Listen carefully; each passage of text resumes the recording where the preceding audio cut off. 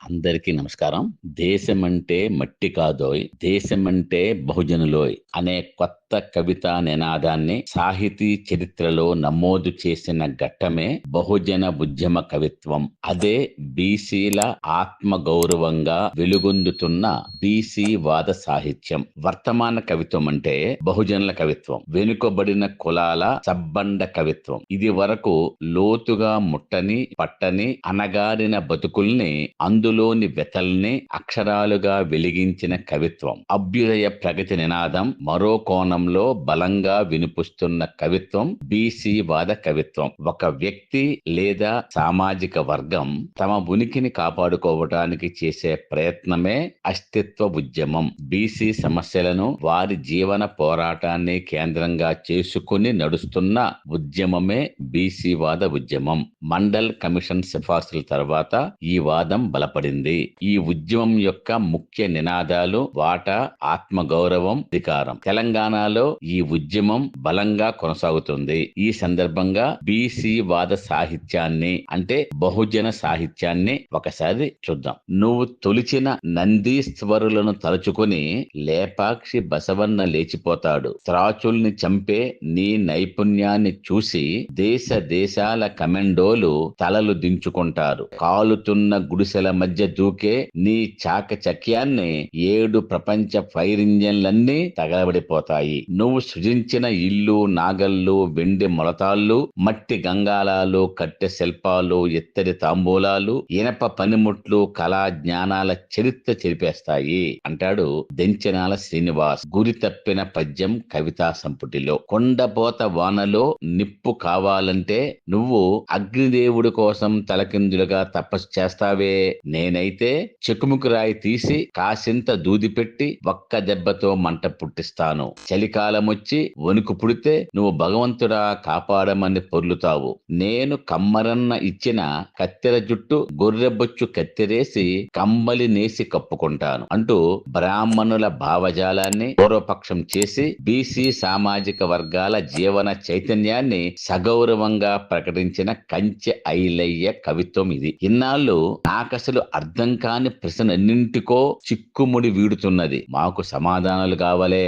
ఇంకానా ఇకపై మీ అసలు ఆటలు సాగవు. మేం చదువుకున్న సావిత్రిబాయి పూలేలం, సమాజాన్ని పసిగట్టిన చాకలి ఐలమ్మలం. జనాభాలో మెజారిటీ మా కడుపున పుట్టిన బిడ్డలే. ఒక్కసారి మేం కన్నెర్ర చేస్తే కాలే శరీరాలు మీవవుతాయి. అదిగో కమ్మరి కొలిమి దగ్గర నా ఆడబడుచు నిప్పు రాజేస్తుంది అని అంబటి భాగ్య మాటలు ఈ తరం బహుజన మహిళా ఉద్యమ చైతన్యానికి ప్రతీకగానే కాదు, బహుజన సమాజంలో వచ్చిన గాఢమైన పోరాట పటిమకు సంకేతంగా భావించవలసి ఉంటుంది. మేమెవరం చాకల్లం మంగళ్ళం, మేమెవరం చౌడు సున్నాలం, సన్నాసులం, గాడిద బరువులం, ముట్టు మూటలం, ఇస్త్రీ పెట్టెలం, ఆదరణ అంతగా లేని పౌరులం, సానరాలం, చాకిరేవులం, మిషన్ కత్తులం కాదు, బ్లేడు కత్తులం కాదు, దువ్వెన్లం కాదు, లోషన్లం కాదు, ఏబిసిడి గ్రూపులం కాదు, 1 2 3 4ల క్రమసంఖ్యలం కాదు, అక్రమ పుత్రులం కాదు, బ్యూటీ పార్లలం కాదు, కళ్యాణ కట్టలం కాదు, కాదు కాదు కాదు కానెహ. మేమెవరం, మేము ఎవరం, ఏ బాధలు లేనోళ్ళం, బీసీ కాలనీలం, ఇచ్చిన డబ్బు తీసుకునే వాళ్ళం, సారా సంచులకు దోషులు పట్టినోళ్ళం, మేం ఎస్బిడి కట్టలం, నాటు పొగాకు కాడలం, మేం సామాజిక మరుగుదొడ్ల అవసరమున్నోళ్ళం, మేం ఏ బాధలు లేనోళ్ళం, ఇతరులది చూసి రాసినోళ్ళం, మాది మేం చూసుకోనోళ్ళం, ఇక వాళ్ళది వాళ్ళే, మాది మేమే. పై భావం మొత్తం ఒక క్రమంలో వ్యక్తమైంది. చివరి పాదాల్లో తానేం చెబుతున్నాడో ముడివిప్పారు. ఎవడి కథ వాడే చెప్పుకోవాలి, మూలాల్లోంచి మాట్లాడుకోవాలి, అవసరమైందేమిటో అదే గొంతెత్తాలి. సాలెల మగ్గం, జాలరి పగ్గం అని కాదు, చాకలి ముత్తయ్య, కుమ్మరి చంద్రయ్య, మంగలి ఎంకయ్య కావాలిప్పుడు. బీసీలు అటు ఓసీలు కాకుండా ఇటు ఎస్సీలు కాకుండా త్రిశంకు స్థితిలో ఉండటానికి కారణమేంటో, దాన్ని దాటే రణమేంటో నిర్దేశించారు కవి సీతారాం తన రెజ్యూమ్ కవితలో. వాళ్ళు కుప్పపోసిన పనిముట్లు ఈ దేశ నిర్మాణానికి తమ చెమట చుక్కల ఇటుకల్ని పేర్చి శ్రమనే సిమెంటుగా పోస్తారు. పరికరాల్ని తిరగేస్తే ఆయుధాలవుతాయని సోయి లేక ఎవడు చీకొట్టినా మాట్లాడకుండా మరింత దగ్గరవుతుంటారు. సంఖ్యా బలమున్నా సమైక్య బలము లేక చతికిల పడుతుంటారు. ఎవరో పూనుకొని జకముక రగిలించాలి, ఆ నిప్పు ముందు ఏ పీఠమైనా వంగి సలాం చేయాలి అంటూ బీసీ వర్గాల ఆత్మగౌరవం, రాజకీయ చైతన్యం, శ్రమశక్తికి కవితా రూపం ఇచ్చారు జూలూరి గౌరీ శంకర్ గారు. పడావు పడ్డ ఎడారులలో బిడారు లేసిన వాడు బీసీ. పాడి పంటల జంట కవిత్వంలో శ్రామిక కావ్యం రాసిన వాడు బీసీ. ఉక్కు తల బిరుసును పనిముట్టుగా మలిచిన వాడు. చెట్టు మొదలు నుంచి చక్రం సృష్టించిన వాడు. సారమీద మట్టె ముద్ద నుండి కొండలనే కాదు కళాఖండాలను సృష్టించిన వాడు బీసీ అంటూ అమ్మంగి వేణుగోపాల్ బీసీ జాతుల శ్రమ సౌందర్యాన్ని కవిత్వీకరణ చేశారు. చెప్పును కుట్టే మాదిగ నడుగు, కొండను చేసే కుమ్మరి నడుగు, బండ చీల్చే వడ్డేన నడుగు, తలగొరిగే మంగలి నడుగు, ఈ నేలపై ఉత్పత్తి కులాలకు మించిన ప్రతిభావంతుడు ఇంకెవడురా అని ప్రశ్నించాడు అవనశ్రీ. ఇప్పుడు చండాలుడి చేతికే రాజ్యం, బహుజనుడే పాలకుడు, రాజ్యాంగం బహువచనం ప్రవచనం, ప్రసవానికి ముందు తల్లి పెట్టిన కేకల అదిగో ప్రయాణం అంటూ రాజ్యాధికారమే బహుజనుల అంతిమ గమ్యంగా నిర్దేశిస్తాడు జూలూరి గౌరీ శంకర్. 4వ కన్ను అనే దీర్ఘ కవితలో శివుడు 3వ కన్ను లేక బీసీల ఉద్యమాన్ని 4వ కన్నుగా ప్రతీకాత్మకంగా చూపెడతాడు గౌరీ శంకర్. వ్యక్తి, వ్యవస్థ, సంస్థ ఏదైనా తన ఉనికిని కాపాడుకునే ప్రయత్నం చేస్తాయి, మీకు తెలుసు. ఆ ప్రయత్నంలో వచ్చేటువంటి ఘర్షణని, ఆ ఘర్షణ మూలాల్ని విశ్లేషించటానికి మనిషి చేసే ప్రయత్నమే అస్తిత్వం. అదే అనేక ఉద్యమాలకు బీజం వేస్తుంది. బహుజనుల, దళితులకు సంబంధించిన అస్తిత్వ ఉద్యమాలు 1980-90 దశాబ్ద కాలంలో మొదలై క్రమంగా వెల్లువెత్తాయి. అందులో భాగంగానే భావ ప్రసారానికి అనువైన సాహిత్య ఉద్యమాలుగా రూపుదాల్చాయి. 1995 జనవరిలో వెలువడినటువంటి చిక్కనవుతున్న పాట దళిత కవితా సంకలనం ఆంధ్రప్రదేశ్ రాష్ట్రానికంతటికీ ప్రాతినిధ్యం వహించింది. దళితులు, బీసీలు, మైనారిటీలు, గిరిజనులు, ఆదివాసీలు, అణచివేత గురవుతున్న వర్గాలన్నీ ఒకే వేదిక మీదకు రావాలన్న విశాల ప్రాతిపదికతో చిక్కనవుతున్న పాట కవితా సంకలనంలో అందరికీ ప్రాతినిధ్యం కల్పించబడింది. అయితే క్రమేణా దళితవాద కవిత్వంలో ఒక పాయగా మొదలైన బీసీవాద కవిత్వం 1995-2000 మధ్యన ఒక స్పష్టమైన రూపాన్ని తీసుకుంది. దీనికి అనేక సామాజిక కారణాలున్నాయి. అటు అగ్ర కులాల నుంచి అనాదిగా ఎదురవుతున్న అవమానాలనే కాక క్రింది కులాల నుంచి మీరు మాతో సమానమైన పీడితులు కాదు అనే ప్రశ్నను అదనంగా బీసీవాద కవులు ఎదుర్కోవలసి వచ్చింది. ఏది ఏమైనా దళితులు వేరు, బీసీలు వేరు అనే ఆలోచనతోనే వారి సంబంధిత సాహిత్యాన్ని విస్తృతంగా సృజించటం, విశ్లేషించటం ప్రారంభించారు. ఆలస్యంగానైనా పూలేని భారతదేశాన్ని ముందుకు నడిపించే స్ఫూర్తిదాతగా బీసీ కవులు గుర్తించారు. బీసీలు అంటే ప్రధానంగా చేతి వృత్తులు, కుల వృత్తులు, సేవా వృత్తులు చేస్తూ శతాబ్దాలుగా సమాజంలో చరిత్రలో కీలక పాత్ర పోషిస్తున్న సమాజ నిర్మాతలు, సంపద సృష్టికర్తలు అని బిఎస్ రాములు పేర్కొన్నారు. బీసీ సాహిత్యం సబ్బండ సాహిత్యంగా బలపడాలి అంటూ కాలువ మల్లయ్య గారు తన వాదనను తెలియపరిచారు. బీసీ వాద సాహిత్యం అనేది బీసీల జీవిత పోరాటాలు, సామాజిక సమస్యలు, వారి చైతన్యంపై దృష్టి పెడుతుంది. ఈ సాహిత్యంలో కవులు తమ కవిత్వంతో ఉద్యమాలకు అండగా నిలుస్తున్నారు. అన్ని రంగాలలో దామాషా ప్రకారం లబ్ధి పొందాలనే భావన క్రమంగా ప్రజా ఉద్యమంగా మారుతుంది. కొన్ని ప్రాంతాలలో కొంతమంది వెనుకబడిన కులాల మీద జరుగుతున్న వివక్షలను తిప్పికొట్టడం, సమానమైన మనుగడ కోసం, సమానత్వం కోసం, మానవత్వం కోసం, సమాజం కోసం ప్రయత్నాలు ఊపందుకున్నాయి. సమానత్వ లోకమే బీసీ వాద దృక్పథంగా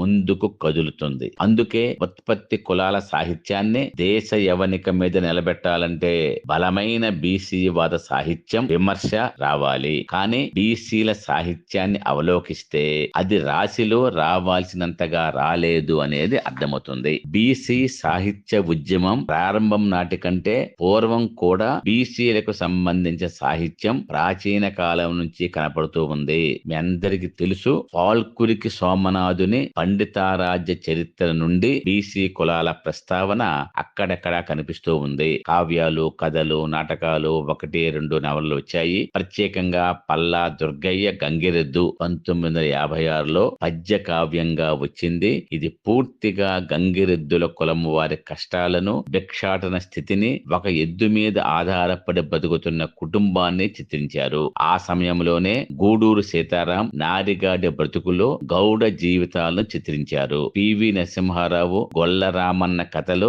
యాదవ జీవన స్పృహ కనిపిస్తుంది. అల్లం రాజయ్య శివసత్తి శక్తి కథలో యాదవులపై వివిధ అధికారులు చేస్తున్న దోపిడీ, వారిపై జరిగిన తిరుగుబాటును చిత్రించారు. ఇలా ఎన్నెన్నో నవలలు, కథలు, కథానికలు తెలుగు సాహిత్యంలో వచ్చాయి. బీసీల సమస్యలు, ఇబ్బందులు, బీసీల జీవన పోరాటం, బీసీ ఉద్యమ ఆవశ్యకతను వివరించే సాహిత్యం తెలుగులో చాలా తక్కువగా వచ్చింది. 30 ఏళ్ల క్రితమే బీసీ కవిత్వం పేరిట పుస్తకం వచ్చింది. ఇతర బీసీ కులాలకు సంబంధించిన కవిత్వం, కవితా సంపుటాలు కూడా వెలుగు చూశాయి. బీసీ కులాల సభలు, సమావేశాల సందర్భంగా ఆయా కులాల ఔన్నత్యాన్ని వివరిస్తూ ఎన్నో పాటలు వచ్చాయి. గొల్ల కురుమ పాటలు లాంటి కొన్ని పాటల సంకలనాలు కూడా వెలువడినాయి. విస్తృతంగా వచ్చిన బీసీ కథలను మడేలు కథలు, మంగలి కథలు, చేనేత కథలు, గౌండ్ల కథలు, కుమ్మరి కథలు పేరిట సంకలనాలుగా ప్రచురించారు.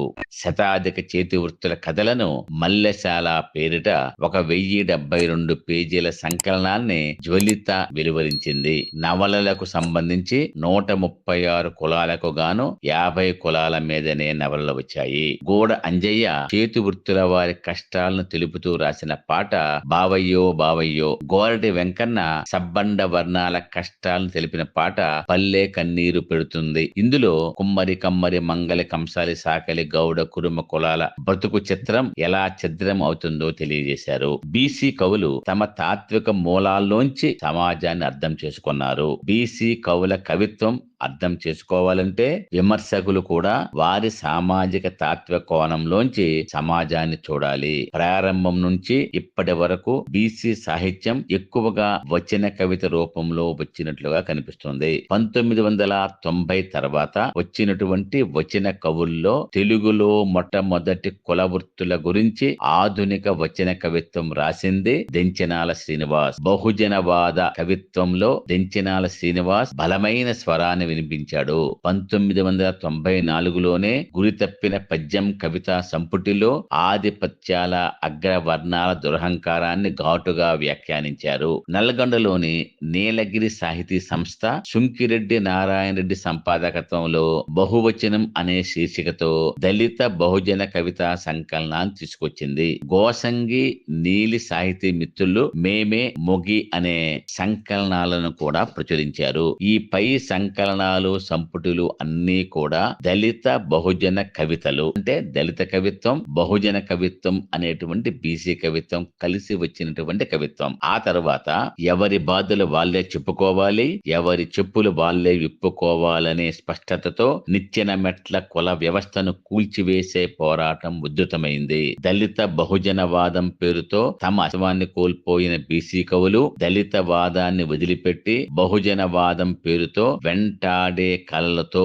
ఈ బహుజనవాద ఉద్యమ స్వరాన్ని వినిపించటం మొదలుపెట్టారు. జూలూరి గౌరీ శంకర్ సంపాదకత్వంలో వెంటాడే కళలు, వెనుకబడ్డ కులాలు, ఇది 2002లో 26 మంది కవులు రాసినటువంటి మొట్టమొదటి బీసీ కులాల కవిత్వ సంకలనం. దీనిలో బీసీ వాద కవిత్వం ఉద్యమ స్థాయిలో ఆవిర్భవించింది. ఈ స్ఫూర్తితో తెలుగు కవిత్వ రంగంలోకి కొత్త తరం బీసీ తాత్విక వాదనా స్వరంగా సమూహం అనే కవిత్వ సంకలనం డాక్టర్ చింతల ప్రవీణ్ కుమార్ గారి సంపాదకత్వంలో వచ్చింది. ఈ సంపుటిలో 38 మంది కవులు 41 బీసీ కవితలతో బీసీ భేరిని మోగించారు. ఇవే కాకుండా ఎడపాయలు, పొక్కిలి, చెమ్మస్, కళాలు, గలాలు వంటి సంకలనాలు, తెలంగాణ కవిత 3 సంపుటాలుగా 2007, 2008, 2009లో వచ్చాయి. 10 ఏళ్ల కవిత్వాన్ని దశాబ్ది కవిత వంటి సంపుటాలు, అనేక అనే పేరుతో 10 కవిత్వం, దశాబ్ది కవిత వంటి సంపుటాలు వెలువడ్డాయి. ఇవి మాత్రమే కాకుండా వ్యక్తిగత కవితా సంపుటులు ఎన్నెన్నో వచ్చాయి. అస్తిత్వ ఉద్యమాల కంటే ముందే తెలంగాణ ప్రాచీన సాహిత్యంలో బీసీ వాద కవిత్వం ఉంది అని చెప్పుకోవడానికి తెలంగాణ వేమనగా, గోల్కొండ కవిగా పేరొందిన సిద్ధప్ప వరకవి వారి కులవృత్తిని గురించి రాసుకున్న మంచి పద్యాన్ని మీకోసం చెబుతున్నాను. సిద్ధప్ప వరకవి తెలంగాణ తొలి కవులలో ఒకరు. సంఘ సంస్కరణ కోసం నిజాం నిరంకుశత్వాన్ని ఎండగట్టడానికి కవితలు రాశారు. ఆయన రచనలు వేమన్న కవితల వలె భక్తి, నీతి, శీలం, దాన, దయా గుణాలను ప్రచారం చేశాయి. కుమ్మరాతడు చేయు కొండలు అవి కొన్ని చేయుచుండగా పోవు చేతిలోన, కొన్ని సానము మీద కొన్ని చాటున బోవు, కాలి నావము కొన్ని కూలిపోవు, కొన్ని క్షేమము పొంది కొన్నాళ్ళకును బోవు, కొన్ని భిన్నములయ్యి కొంత బోవు, కొన్ని యురివిలో పోవు, కొన్ని వనమున బోవు, కొన్ని మృతికి బోవు కొరివి నుండి, మానవులు మంచి పాత్ర మర్యాద రీతి ఐక్యమయ్యెదరు ఇటుల అవని విడిచి, వినుడి మాయప్ప సిద్ధప్ప విహితుడప్ప, కనుడి కరమప్ప కవికొప్ప కనకమప్ప. ఆధునిక కాలంలో పగడాల నాగేంద్ర, దెంచిన Srinivas, professor N Gopi, SV Satyanarayana, BS Ramulu, Kanche Ilaiah, Prasen, Siddhartha, Juluri Gauri Shankar, నాలేశ్వరం Shankar, ఎం వెంకట్, కాలువ మల్లయ్య, మందర పైమావతి, అనిశెట్టి రజిత, డాక్టర్ ననుమాన స్వామి, బాణాల శ్రీనివాసరావు, సిద్ధార్థ, బెల్లి యాదయ్య, ఏ వెంకట్, తమ్మనబోయిన వాసు, ఎస్ రఘు, అన్నవరం దేవేందర్, దాసోజు కృష్ణమాచార్యులు, పత్తిపాక మోహన్, ఇలా ఎంతో మంది కవులు విస్తృతంగా బీసీ వాద కవిత్వాన్ని రాస్తున్నారు. తమ అస్తిత్వాన్ని ఎలుగెత్తి చాటుతున్నారు. బీసీ కవిత్వోద్యమం వచ్చాక బీసీ కవులు తమ కులాల గురించి ఏ విధమైన ఆత్మ న్యూనత లేకుండా నిర్మోహమాటంగా వాస్తవాలను వర్ణించే ప్రయత్నం చేస్తున్నారు. తమ కుల వృత్తిని, కుల వివక్షను అక్షరాల్లోకి అనువదించుకోవాలనే స్పృహ బలపడింది. కుల వృత్తితో పాటు ఇతర కుల వృత్తుల నైపుణ్యాన్ని, దైన్యాన్ని కవిత్రీకరిస్తున్నారు. తమ కులాలపై ఎవరే విధంగా విక్కిరింపులతో వ్యంగ్య వ్యాఖ్యలు చేస్తున్నారో తమ కవితల్లో ఆత్మావిష్కరణ చేశారు. బీసీల జీవితాల్లోని జీవన వైవిధ్యం, కళా నైపుణ్యం, రసాత్మక సౌందర్యం ఈ రచనల్లో అభివ్యక్తమైంది. ఇతర సామాజిక కులాలు, వర్గాల కంటే భిన్నమైన విస్తృతానుభవాలు బీసీల కవిత్వంలో ఎన్నో పార్శ్వాలుగా ప్రకటితమైంది. ఆయా కుల వృత్తులలోని విస్తృతమైన విశేషాలు చారిత్రక స్ఫూర్తిని చాటుతున్నాయి. బహుజనుల జీవితాల్లో అణువణువు నిండిపోయిన జీవకళ, సౌందర్యాత్మక కళా తాత్వికతను ఆవిష్కరిస్తున్నది. ఇప్పుడు కొన్ని స్ఫూర్తిదాయకమైనటువంటి కుల వృత్తుల కవితలను చూద్దాం. ప్రసాదమూర్తి తన యొక్క వృత్తిని వర్ణించటానికే పరిమితం కాకుండా మహాత్మా పూలే వ్యక్తిత్వాన్ని ఉదాత్తంగా కవిత్వీకరించారు. సిగ్గుపడుతున్నాను, చితుకుపోతున్నాను, ఈ మట్టిలో మొలకెత్తి 3.5 దశాబ్దాలైనా నీ పేరు విననందుకు నిలువునా నీరైపోతున్నాను, క్షమించు మహాత్మా, నిన్నిప్పుడు పొగడాలంటే నా అగ్రవర్ణ నాయకుడి అంగీకారం కావాలి. సిగ్గుపడుతున్నాను మహాత్మా, నా శత్రువు రాసిన చరిత్రనే ఇంతకాలం నమ్మినందుకు నన్ను నేను చేదరించుకుంటున్నాను. నీ సమాధి మీద ఎంత భయంకర నిశ్శబ్దాన్ని కప్పి ఉంచిన కుట్రదారుల్ని ఇప్పుడు బయట పెట్టాలి అంటూ నిమ్న కులంలో పుట్టి దళిత జాతుల అభివృద్ధి కోసం జీవితాంతం పోరాడిన జ్యోతిబా పూలే బహుజన తాత్విక దృక్పథాన్ని స్పష్టంగా ప్రకటించిన కవిత ఇది. బహుజనవాద సాహిత్యానికి కొత్త చూపుని ప్రసాదించిన ఈ కవితలోని ఆగ్రహం తదనంతర బీసీ కవులకు మార్గదర్శకమైంది. పూలే ఉద్యమ స్ఫూర్తి, పోరాట చైతన్యం, ధిక్కార స్వరం బీసీ వాద సాహిత్యంలో ప్రధాన ఇతివృత్తమైంది. ఈ ప్రయోజనంనే ప్రసేన్ రాసినటువంటి కన్నీటి నది దోచుకెళ్లిన నావ ఈ పద్యంలో తన భోగం కులం మీద ఎటువంటి సంకోచాలు, బిడియాలు లేకుండా తన భావాలన్నింటినీ వ్యక్తపరిచారు. ఇది వచన కవితా రూపంలో రాసుకున్న ఆత్మ కథాత్మక కవితాత్మక శకలం. తన జీవన గ్రంథానికి కవితాత్మకతను ఇచ్చినటువంటి స్వీయ పీఠిక. తనలో నిగూఢంగా కదలాడుతున్న ప్రశ్నలకు, బాధలకు, సందేహాలకు సమాధాన పత్రమే ఈ పద్యం. కులము కన్న శీలము గొప్పదిట, పెద్ద బాల శిక్షలోనే చదువుకున్న జ్ఞాపకం. నా కులానికే శీలం లేదు కదా, మరి కులం గొప్పదా శీలం గొప్పదా? భలే అదృష్టం, నా కులం పేరు చెబితే ధనం గుర్తొస్తుంది. భోగం వేషాలు, భోగం దాన, భోగం మేళ. ప్రసేన్లోని నిర్భీతి నిజాయితీకి నిదర్శనం పై కవితా పంక్తులు. నమ్మిన అధ్యయనం ఎవరి హృదయాలు బద్దలైనా సరే బహిర్గత పరచవలసిందే, గుసగుసలాడటం ఇష్టముండదు. ఆ విధంగా తన యొక్క భావాలని నిర్మోహమాటంగా ప్రసేన్ వ్యక్తపరిచారు. అన్నవరం దేవేందర్ బొవ్వకొండ అనే దీర్ఘ కవితలో తన కుమ్మరి కులవృత్తి చారిత్రక ప్రశస్తిని చక్కగా 3 ముక్కల్లో వర్ణించారు. మన్నులో మట్టిని కనిపెట్టి కసాపిసా మెత్తంగా తొక్కి సార మీద కుంభాకృతిగా వేయడం నాగరికతకు తొలి ఇత్తనం అని ఉన్నతీకరిస్తాడు. పొద్దస్తమానం ప్రకృతితో అతి ఎక్కువగా మమేకమై శ్రమిస్తూ సమాజానికి పాలు, పెరుగు, మాంసం, ఉన్ని అందిస్తున్న వారు యాదవులు. వీరిని గురించి బెల్లి యాదయ్య నేను గొర్రెల్ని కాస్తుంటాను అనే కవితలో పూర్తి స్థాయి జీవితాన్ని తెలిపే ప్రయత్నం చేశారు. నేను గొర్రెల్ని కాస్తుంటాను, మంద నా గురుకులం, తాత తండ్రులు నా ఉపాధ్యాయులు, కొండ కోన నా తరగతి గది, తడి దుక్కి నా ముద్దు పలక, దుడ్డు కొన నా శుద్ధ ముక్క, జోడు బీడు నా ఆట స్థలం, దుక్కి నా ముద్దు పలక, దుడ్డు కొన నా శుద్ధ ముక్క, అనుదినం ఒక అధ్యాయం, బోడు బీడు నా ఆట స్థలం, తీరు తీరు గొర్రెల పేర్లు వినడమే నేను నేర్చిన వానమాలు, బుజ్జి బుజ్జి పిల్లల్నే తల్లులకు కుడిపి ఉదిలోకి చేర్చడమే నా బాలశిక్ష. వనపట్ట సుబ్బయ్య కుర్చీ అనే కవితలో క్షౌరవృత్తి జీవితాన్ని గురించి, వారు అణచివేయబడుతున్న విధానాన్ని గురించి చక్కగా చిత్రించారు. నా కుర్చీలో నూరు రాయి, ఆకురాయి, కత్తె కత్తె ఇత్తడి గిన్నె, గోరుగాలు అద్దం, తోలుబెట్టే దువ్వెన, నా బిడ్డల బ్రతుకు, నీ కుర్చీలో నీ ఒక్కడివే రాజు, నా కుర్చీలో జనమంతా రాజులే. ఈ విధంగా క్షౌరవృత్తి జీవితాన్ని అక్షరబద్ధం చేశారు. తలమాసిన ప్రతి ఒక్కడిని తలెత్తుకు తిరిగేలా చేస్తాడు. రాజు మొదలుకొని సామాన్యుని వరకు అతని ముందు తలదించటం అలిఖిత రాజ్యాంగ ఆదేశ సూత్రం అంటూ కోట్ల వెంకటేశ్వర రెడ్డి క్షురక సంహిత కవితలో అభిప్రాయపడతాడు. సౌందర్య శాస్త్రానికి ముందు మాట నీతోనే మొదలవ్వాలి, అన్నాయి ఊది ఊది సామవేదానికి సరిగములు నేర్పిన మంగళకరుడువు నీవు అంటూ నాయీ బ్రాహ్మణుల సేవలను మంగళకరుడు అనే కవితలో వివరిస్తారు తగుళ్ళ గోపాల్. బాణాల శ్రీనివాస్ బహుజన కవితను చూద్దాం. బంకమట్టికి ప్రాణం పోసి అద్భుతమైన ఆకారాన్నిచ్చి కళ్యాణాలకు, కర్మకాండలకు కొండలమై మీ చేతుల్లో చేరే చిట్లిన కొండల కుమ్మరోళ్ళం అంటూ కుమ్మరి వాళ్ళ కళాత్మకతను సాంప్రదాయ ఆచారాల నేపథ్యంలో చిత్రీకరిస్తూనే వాళ్ళ చాలీ చాలని బ్రతుకుల కడుపు మంటను చిత్రించారు. అదేవిధంగా కంసాలి వృత్తి నైపుణ్యాన్ని తెలిపేటువంటి కుంపటి కవితను కూడా ఈ బాణాల శ్రీనివాస్ గారు రచించారు.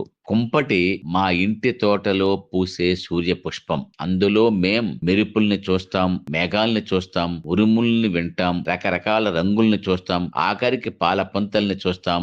ఈ సమస్త విశ్వం తిరిగేది మా కంసాలోల కుంపటి చుట్టే, అది నిరంతరం మండే అగ్నిగోళం. తైదెల అంజయ్య కాటి పాపలోడు అనే కవితలో చావంటే భయమో దుఃఖమో నీకైనా నాకైనా, అని వాడు మరణాన్ని గానం చేస్తాడు, నా ఊరి ఒరిగిన ప్రాణాలకు శోకపు అభిషేకం చేసే మాటల మంత్రగాడు అని వారి వృత్తిలో భాగంగా వివిధ విన్యాసాలతో మృతదేహాలను శ్మశానం వరకు తీసుకువెళ్లే తీరును చిత్రిస్తారు. కల్లు గీత వృత్తిని జీవనాధారంగా చేసుకున్న గౌడ కులస్తుల బాధలను సాధులు కదులుతున్న కవితలో కొంపల్లె వెంకట గౌడ్ స్పష్టంగా కవిత్రీకరించారు.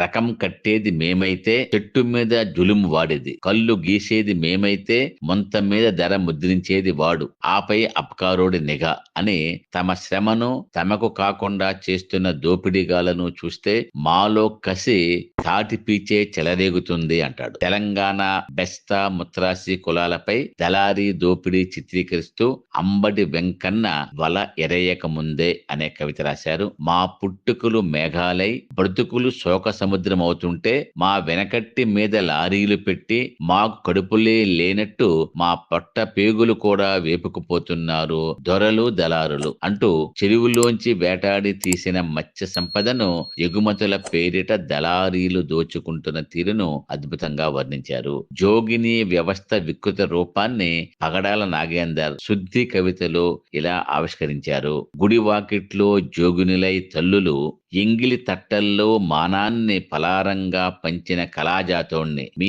అనుమానపు చూపుల్లో తరతరాల అవమానాల పుండును మోస్తున్న వెనకబడ్డ కులాల దిమికి దరువుల్లో ధ్వజస్తంభాల దొరల గడీలు కులుతుంటే పురుడు పోసుకున్న గీ నేలంతా తంగేడు పూల వనంలో బాలసంతు పాటై మొగుతుంది అంటూ జోగిని వ్యవస్థను పెంచి పోషించిన ధ్వజస్తంభాలు దొరల గడీలు ఊలుతున్న ఒక చారిత్రక సందర్భాన్ని కవి చిత్రించారు. జూలూరు గౌరీ శంకర్ కట్టు కవితలో కమ్మరి జీవితంలోని ఘట్టాలను హృద్యంగా ఆవిష్కరించారు. అరిగిన కాలం అరికాళ్లకు నాడాలు కొట్టి పుట్టుకకు ముగ్గులు పోసిన గుమ్ముకు రాసులకు రెక్కలు కంచెర రాజయ్య వడ్ల వీరభద్రయ్యలు నే కొలిమితిత్తి గొంతుకునై ఊది మంటకు మాటలు నేర్పేకే చరిత్ర ప్రసవం అంటూ లోక సంచారాన్నే వృత్తిగా కలిగిన వారి యొక్క ప్రాధాన్యాన్ని విషాదంగా చిత్రీకరించారు. చట్రం రాట్నం తిప్పి భుజం బొక్కలు నొస్తుంటే వెన్నుకేళ్ల నొప్పులతో ఉసూరుమంటూ చిరిగిన బ్రతుకులకు అతుకులేస్తున్నాం అంటూ మన కృష్ణ చేనేత వృత్తిని కవిత్రీకరించారు. యువ రచయిత పరిశోధకుడైనటువంటి వడ్కాపురం కృష్ణ ఉమ్మరి కులం వారి వెదలను తెలుపుతూ రాసినటువంటి మట్టి చిత్రం కవితలోని కొన్ని పంక్తులు. జీవితమంతా మట్టిమయం అంతెందుకు అసలు మట్టి అంటేనే జీవితమే మట్టి కదా. అదే మట్టికొండ నాడు రాగి ఇత్తడి వెండి ఆఖరుకు ఇనుమును కూడా తట్టుకొని నిలబడింది. నేడు ప్లాస్టిక్ చెరలో బందీగా కనుమరమవగా ఉత్పత్తి కులం నేడు వృత్తి చేతులతో నిలబడిపోతున్నది. అవి పట్టు చీరలు నేసిన అద్భుత హస్తాలని బట్టపై బంగారు శిల్పాలు నాటిన కళా విజయ కేతనాలని మనకు తెలుసు.